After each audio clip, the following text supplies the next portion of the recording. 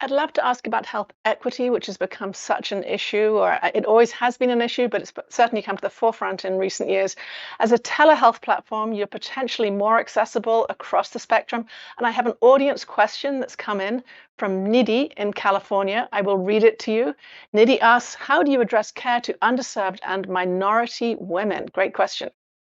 Sure. So this is one of the things that we're quite proud of, and I think one of the absolute examples of the power of telehealth. So we have over 30 types of providers in our platform. 40% identify as BIPOC, 10% represent as LGBTQ, and so we're able to match care based on someone's lived experiences and how they prefer to be seen and heard, and so they're able to build that trust with a virtual care provider. So that's one big area.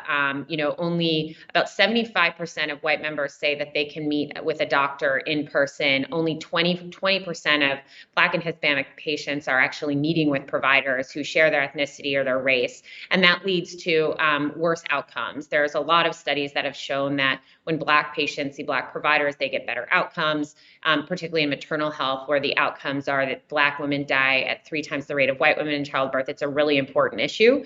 And so bringing this culturally competent care via telehealth is one of the ways in which we can begin to solve this.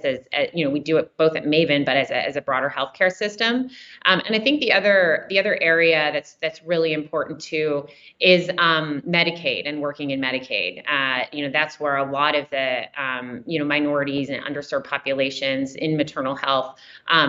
There's a lot of very adverse outcomes there, and so we've just also made our first foray and launched our first populations in Medicaid this past year.